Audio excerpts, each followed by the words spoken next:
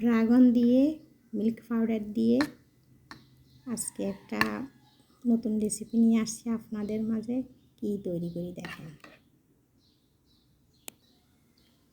মাত্র একটা ড্রাগন দিয়ে আমি ছোট ছোট আকারের আইসক্রিম বসাবো মেয়ের জন্য।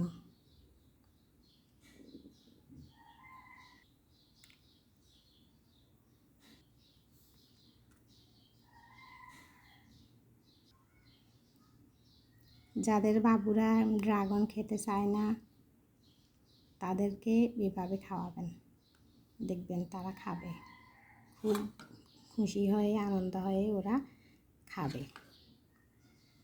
এভাবে একটু দুধ দিয়ে মেখে আইসক্রিম বসায়ে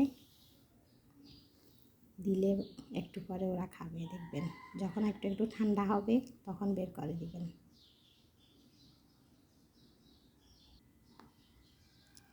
আমার এই টেকনিকটি কেমন হলো আপুরা?